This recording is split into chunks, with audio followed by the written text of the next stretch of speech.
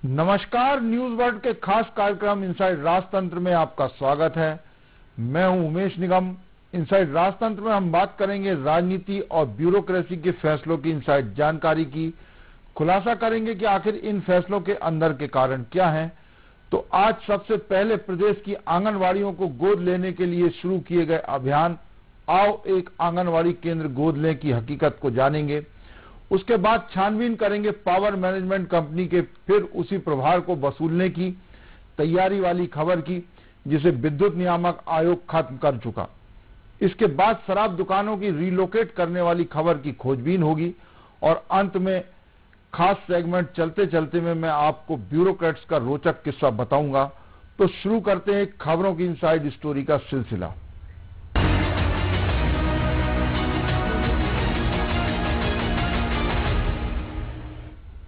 प्रदेश की 97,000 से अधिक आंगनवाड़ी केंद्र अब केवल सरकारी खर्चे पर ही संचालित नहीं होंगी, बल्कि कलेक्टर, पुलिस अधीक्षक, कमिश्नर और आईजी के अलावा विधायक, सांसद तथा मंत्रियों की भी जिम्मेदारी होगी। इसके लिए मुख्यमंत्री शिवराज सिंह चौहान के आह्वान पर आओ एक आंगनवाड़ी केंद्र गोद लें अभियान शुरू किया गया है। इस अभियान में अफसरों और जनप्रतिनिधियों के अलावा समाज के प्रमुख लोग भी आंगनवाड़ी केंद्रों को गोद ले सकेंगे। इस अभियान में अभी तक 60,000 आंगनवाड़ी केंद्र गोद लिए जा चुके हैं। आगर मालवा जैसे छोटे जिले में लोगों ने एक से अधिक आंगनवाड़ी केंद्रों को गोद लेने में दिलचस्पी दिखाई है। मुख्यमंत्री स्वयं भोपाल और सीहोर जिले में एक एक आंगनवाड़ी केंद्र गोद लेंगे। प्रदेश के 4 जिले नीमच, रीवा, भिंड और अनूपपुर ऐसे हैं जहां एक भी आंगनवाड़ी केंद्रों को किसी ने गोद नहीं लिया, जबकि जबलपुर, सतना, अशोकनगर और खरगोन जिले में आंगनवाड़ी केंद्रों को गोद लेने में काफी कम लोग सामने आए हैं।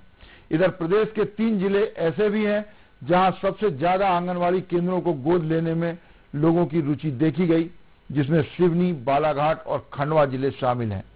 आंगनवाड़ी केंद्रों को गोद लेने के लिए यह कोई पहली बार अभियान शुरू नहीं किया गया है। इसके पहले भी ऐसे अभियान चले हैं। कलेक्टर रहते तो आंगनवाड़ी केंद्र गोद ले लिए जाते थे, लेकिन कलेक्टर के जिले से हटने के बाद गोद लिए गए केंद्रों को भुला दिया जाता था। यही हाल अन्य अधिकारियों, जनप्रतिनिधियों और समाज सेवियों का भी है। विभाग के पास इस तरह के पिछले अभियानों के तथ्यात्मक आंकड़े भी नहीं है। अब फिर गोद लेने का अभियान प्रारंभ हुआ है। हालांकि इस बार बड़ी सफलता मिलने की उम्मीद जताई जा रही है। करीब 60,000 आंगनवाड़ी केंद्रों को अभी तक गोद लेने के लिए लोग आगे आए हैं। दरअसल इस अभियान का सबसे बड़ा उद्देश्य कुपोषण को खत्म करना है। सिंगरौली में 98.59, सीधी में 96.85, टीकमगढ़ में 93.28%, धार में 91.17, नरसिंहपुर में 90.53, बुरहानपुर में 89.82% आंगनवाड़ी केंद्र गोद लिए जा चुके हैं। इसी विषय पर विस्तार से चर्चा करने के लिए हमारे साथ मौजूद है वरिष्ठ पत्रकार रंजन श्रीवास्तव। रंजन श्रीवास्तव जी, आपका इनसाइड राजतंत्र में स्वागत है। रंजन जी, आंगनवाड़ी केंद्रों को गोद लेने के लिए अभियान चलाया जा रहा है, इस अभियान को किस तरह देखते हैं आप? उमेश जी, बहुत ही महत्वपूर्ण अभियान है जी। और देखा जाए तो देखिए 1975 में जी आंगनबाड़ी पे काम शुरू हुआ जी। तो देखा जाए तो 5 दशक हो जाएंगे कुछ सालों में। और उसका जो पर्पज है जी, सबको पता ही, आपको ही पता ही है कि जो कुपोषण की समस्या है जी हाँ, उसको दूर करने के लिए आंगनबाड़ी का बहुत महत्वपूर्ण रोल है जी। लेकिन सिस्टम में जो भी प्रॉब्लम्स हो अपनी जगह है। जी हाँ, अभी भी कुपोषण मौजूद है देश में, न केवल मध्य प्रदेश में, पूरे देश में। तो जो भी इफेक्टिव रोल होना चाहिए आंगनबाड़ी का जी, तो जो परिलक्षित जो एक गोल है अभी पूरा नहीं हो पा रहा है। गोद लेने से फायदा यह होगा, एक पर्सनल अटेंशन। देखिए, समाज में 2 तरह के लोग हैं, बहुत ही बेसिक नॉलेज है। एक सक्षम लोग हैं, दूसरे सक्षम नहीं है जी। और जाहिर कुपोषण की समस्या उन्हीं लोगों के पास है, उनके लोग घर में है जहाँ पे जो सक्षम नहीं है। तो एक प्रयास इस बात का है कि जो सक्षम लोग हैं, जो एक गोद ले सकते हैं वो अपना अटेंशन पे कर सकते हैं। और इससे जो उसका बुनियादी एक ढांचा है आंगनबाड़ी का नंबर 1 जी, और नंबर 2 जिसका ऑब्जेक्टिव उद्देश्य है उसको पूरा करने में ये जो सक्षम लोग हैं उनकी मदद से उन उद्देश्य की पूर्ति की जा सके। जी, जी, तो मुझे लगता है कि बहुत ही महत्वपूर्ण कदम है सरकार का, लेकिन इसमें सफलता तभी मिलेगी जब मन तन और धन से जुड़ेंगे लोग उसमें। जी, केवल आपने किसी ने गोद ले लिया और दिखाने के लिए कि ठीक है कि हमने गोद ले लिया है और हम कुछ नहीं कर रहे बाद में, तो उसका पर्पज नहीं कर होगा।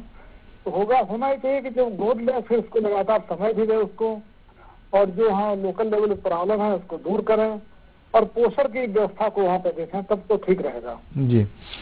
रंजन जी, पहले भी ऐसे अभियान चले हैं, हालांकि इसने व्यापक पैमाने पे नहीं चला है जितना व्यापक पे अभी चलाया जा रहा है, लेकिन जिले स्तर पे सरकार के द्वारा कई बार चलाए गए हैं और आमतौर से कलेक्टर गोद लिया करते थे कोई किसी विशेष आंगनवाड़ी केंद्रों को, और वो उनके नाम रहती थी कि उस पर विशेष ध्यान दिया जाएगा। लेकिन देखने में ये आया कि जब कलेक्टर का तबादला हो जाता उसके बाद उसकी कोई देख रेख नहीं। शुरुआती समय में तो थोड़ी बहुत पूछ परख होती है, देखभाल होती है, वहां पे भी जो कोई दिक्कतें हैं उनको दूर की जाती हैं, लेकिन उसके बाद फिर वही ढाक के 3 पात वाली कहावत आ जाती है। तो इस अभियान में भी तो कहीं ऐसा नहीं होगा कि शुरुआत में तो बढ़ चढ़कर हिस्सा लेंगे और फिर धीरे धीरे धीरे सब वही जिस तरह से चल रही है वैसी चलती रहेंगी, क्या कहेंगे? दर्द वाकई आपने जो बात कही है जी, पहले भी ऐसे अभियान आते रहे हैं, उनका हाथ हमने देखा है जी, और देखते कलेक्टर हो, कलेक्टर सिस्टम का पार्ट है। एक कलेक्टर से हर चीज एक्सपेक्ट करना, हर चीज हो जाएगा और संभव नहीं है, इतने ज्यादा विषय कलेक्टर के पास रहते हैं जी, इससे डिपार्टमेंट का रोल हमको लगता है ज्यादा है। जो WCD डिपार्टमेंट है, महिला बाल विकास, उसका रोल ज्यादा है।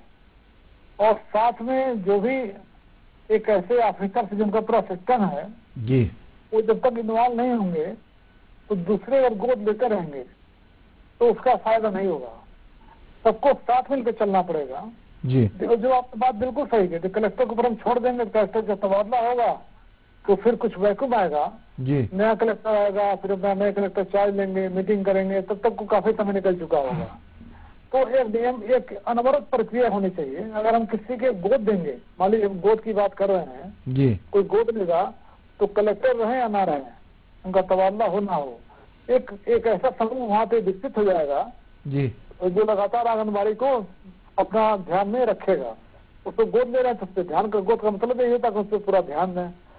तो जाहिर है एक ऐसा सिस्टम डेवलप करने की जरूरत है जो कलेक्टर पे डिपेंड ना करे, एक पैरेलल सिस्टम हो। और एक कुछ समय पहले मुझे ये भी याद आ रहा है कि एक व्यवस्था गांव में ये भी हुई थी जी, कि जो भी एक, हमें नाम में भूल रहा हूँ, एक बगिया का नाम दिया गया था ऊपर, तो इसमें था कि जो भी सक्षम लोग हैं, गांव के लोग हैं, जी, वो अपने घर से दाल है, सब्जी है, वो आंगनबाड़ी में दें वहाँ पे। क्योंकि आजकल गांव में तो अच्छी बात, अपने पास खेत है, जमीन है, जी, तो लोग सब्जी भी उगा लेते हैं और खेत जो वहाँ पे धान और सब उसी होता ही रहता है, जो फल अन्न की बात होती है। तो उन्हें था प्रयास कि उनको एक जोड़ने की बात थी कि जो एक अक्षम वर्ग है, जो सक्षम नहीं है, जी, जो अपने केयर नहीं कर पा रहा है कि इनकम की वजह से, तो जो सक्षम उनके पास जाए और उनको अपनी जो उनके पास ज्यादा चीजें हैं, चाहे दाल हो, चावल हो, गेहूं हो और साथ में सब्जी हो, जो कुपोषण को दूर करे, ऐसी चीजों को आंगनबाड़ी में। लेकिन आपने देखा कि उसका भी कोई फल देखने में आया नहीं। अगर मैं उसको ऑडिट, पता नहीं सरकार ने किया नहीं किया भी, मुझे उसका रिजल्ट दिखता नहीं है। तो बिल्कुल हमने सही कहा, कलेक्टर के जाने से फिर वैक्यूम आता है, फिर चीजें भुला दी जाती हैं।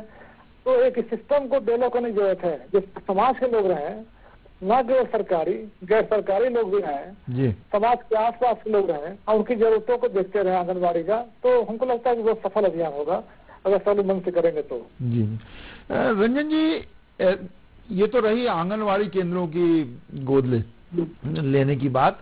इसी तरह का एक जो गोद लेने वाली योजना में प्रधानमंत्री नरेंद्र मोदी ने आदर्श ग्राम योजना बनाई थी, जिसको सांसदों को गोद लेने के लिए कहा गया था कि कोई भी एक उनके क्षेत्र का गांव वो गोद लें और उसको आदर्श गांव की तरह विकसित करें। तो उसके भी शुरुआती दौर में तो सबने रुचि दिखाई। सभी सांसदों ने, चाहे राज्यसभा के हों या लोकसभा के हों, सभी ने गोद लिया। लेकिन धीरे धीरे हाल ये हो गए कि मध्य प्रदेश में जितने भी लोकसभा और राज्यसभा के सांसद हैं, उनमें से केवल एक दिग्विजय सिंह जो हैं राज्यसभा के सांसद, उन्होंने एक गांव को इस सत्र में गोद लिया। उसके अलावा किसी ने दिलचस्पी नहीं दिखाई। तो कहीं ऐसे ही हाल आंगनवाड़ी, क्योंकि कोई भी अभियान जब चलता है तो शुरुआत में तो बहुत ज्यादा जोर शोर से बातें की जाती है, लेकिन फिर वही हाल हो जाते हैं। तो जैसे आदर्श ग्राम की देख रहे हैं, क्या कहेंगे? नहीं, उसका दो पक्ष है। पहली बात तो है कि जो सांसद हैं जी, जब गांव को गोद में लेते हैं, फिर तो हर साल बदलता रहता है कि गांव बढ़ता रहता है। जी हाँ। उसमें उनके सामने एक जो मतलब ऐसी समस्या सामने आई है जो मैं आपसे बता रहा हूँ, ताकि उसमें जो भी है अलग बात है। जी जी। उनका बोलना है कि जब एक गांव पे ध्यान देना शुरू करते हैं, उनको तो चुनाव में 5 साल बाद जो हमारे सारे गांव को सेट करना है अपने क्षेत्र में।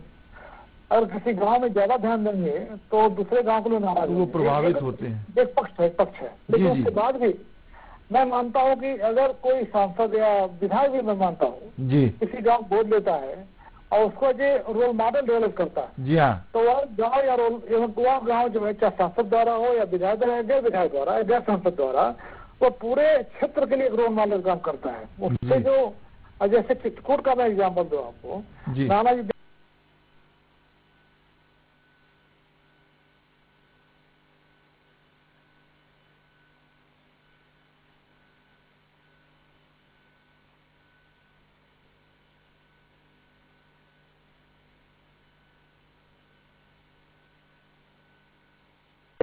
यह एक बाध्यता है या कहें कि एक हाइडल है कि सांसद समझते वही गांव में जाएंगे, दूसरे गांव के। ऐसा नहीं है। ऐसा भी आप एक गांव की बात 10 गाँव लीजिए, 40 गाँव के लिए किसने रोका आपको? एक गाँव तो मिनिमम है, एक गाँव तो मिनिमम है। अगर आप में ललक है काम करने का तो आप और गाँव बढ़ा लीजिए। रंजन जी, ऐसे ही ये जो मुख्य, आपको याद होगा कि जब ये बाबूलाल गौर मंत्री थे, तब उन्होंने, नगरीय प्रशासन मंत्री थे उस समय, आदर्श सड़क के लिए भी ऐसे ही प्रावधान किया था कि हर शहर में एक आदर्श सड़क बनाई जाएगी। राजधानी के भी ये हाल है आदर्श सड़क के कि वो उसमें खर्च करके बना तो दी गई, लेकिन उसकी देखभाल नहीं हुई। तो आज वो जो आदर्श सड़क है वो गड्ढों वाली सड़क के नाम से जानी जाती है।